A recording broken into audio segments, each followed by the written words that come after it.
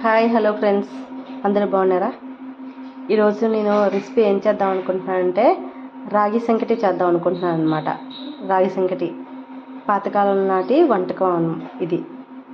నా channel first time చూసిన వాళ్ళైతే ప్లీజ్ సబ్స్క్రైబ్ చేసుకోండి, లైక్ చేయండి. దీనికి రాగి సంకటికి ఎక్కువ పెట్టుబడి కూడా ఏమీ అవ్వదు. ఒక స్పూను నెయ్యి, ఒక కప్పు రాగి పిండి, అరకప్పు బెల్లం, ఇవి మాత్రమే యూజ్ అవుతాయి అన్నమాట. ఇవి ఇప్పుడు ఎలా చేద్దామో చూద్దామండి. లైన్లో ఉండండి. ఇప్పుడు ఫస్ట్ ఏం చేయాలంటే ఈ కప్పు సోడిపిండి ఉంది కదా, ఆ సోడిపిండిని ఒక దాంట్లో ఒక బౌల్లో వేసుకొని ఇదే కప్పుతోని వాటర్ పోసుకోవాలన్నమాట. ఇదే కప్పుతోని వాటర్ పోసుకొని ఇందులో కలపాలి. మన స్పూన్తో బాగా కలిసేలా చేయాలి.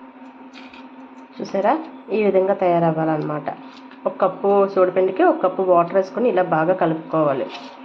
ఇలా ఈ కన్సిస్టెన్సీలోనే వచ్చేలాగా బాగా కలుపుకోవాలి. ఈ సోడిపిండి, ఈ రాగి సంకటి చాలా ఉపయోగాలు అనమాట.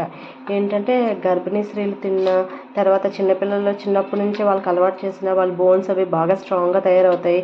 కాల్షియం అన్ని విధాలుగా కూడా ఈ రాగి సంకటి ఉపయోగం అనమాట. అంబలికిత చేసుకోవచ్చు, చాలా విధాలుగా ఈ సోడిపిండిని ఉపయోగించుకోవచ్చు అనమాట. ఇది ఇప్పుడు ఎలా చేద్దామో చూద్దామండి. ఇప్పుడు స్టవ్ మీద ఈ కళాయి పెట్టుకుందాము.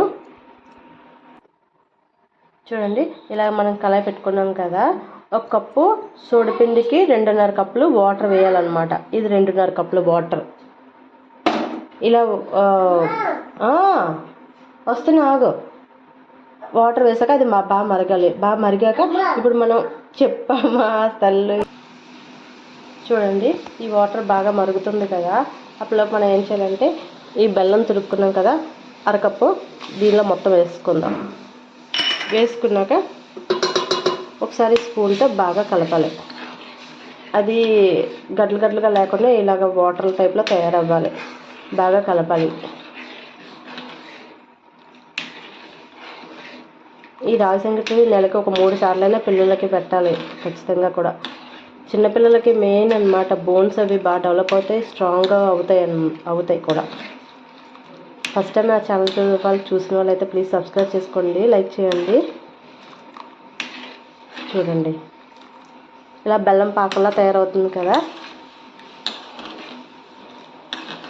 తర్వాత ఏం చేయాలంటే ఇది గర్భిణీ స్త్రీలు ఉంటారు కదా, గర్భిణీ స్త్రీలు వాళ్ళు ప్రెగ్నెంట్గా ఉన్నప్పటి నుంచి కూడా ఈ రాగి సంకటి ఏదో విధంగా సోడిపిండిని తీసుకుంటే వాళ్ళకి లోపల బేబీకి కూడా బాగా డెవలప్ అవుతాయి అన్నమాట. వాళ్ళ బోన్స్ అవి స్ట్రాంగ్గా తయారవుతాయి ఈ సోడిపిండి వల్ల.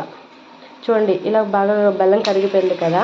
ఇప్పుడు ఏం చేయాలంటే మనం ఈ పక్కన రాగి పిండిని మనం మిశ్రమాన్ని పలచగా చేసుకున్నాం కదా, దీన్ని అంతటినీ కూడా ఈ బెల్లం పాకంలో కలపాలి. చూడండి, ఈ సోడిపిండి దీన్ని కూడా ఈ మిశ్రమంలో కలిపిస్తాం కదా, బాగా కలుపుతూ ఉండాలన్నమాట. ఇది దగ్గర పడేంత వరకు కూడా అలా కలుపుతూనే ఉండాలి. ఇది కలర్ కూడా చేంజ్ అవుతుంది చూసారా, ఎందుకంటే మనం ఆల్రెడీ బెల్లం పాకం ఫస్ట్ మరిగించుకున్నాం కదా, చేంజ్ అయింది కలర్.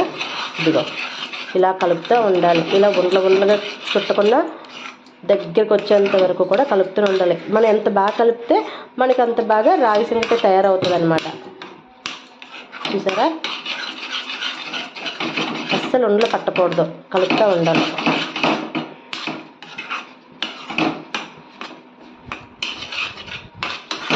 ఈ రాగి పిండి ఏంటంటే స్టాక్ అలా ఉంచుకోకుండా ఎప్పటికప్పుడు ఫ్రెష్గా రాగులు తెచ్చుకొని మనం ఆడించుకుంటాం కదా ఇంట్లోనే, అవైతే ఇంకా బెటర్.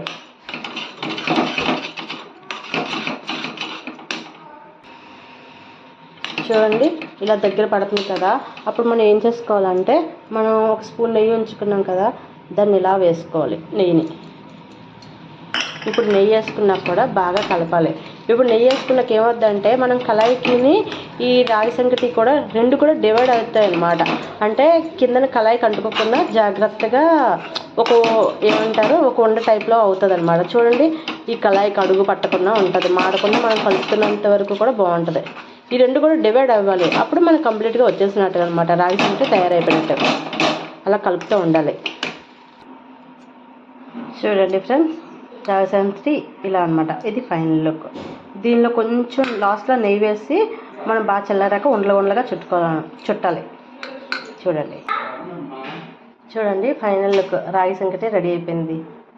మీరు కూడా ఒకసారి ట్రై చేయండి. నా ఛానల్ సబ్స్క్రైబ్ చేసుకోండి, లైక్ చేయండి. బాయ్.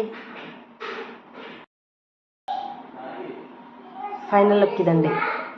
చాలా బాగుంది కదా, చాలా హెల్దీ కూడా. ఎంత హెల్దీ అంటే పిల్లలకి మెయిన్ ముఖ్యం అన్నమాట.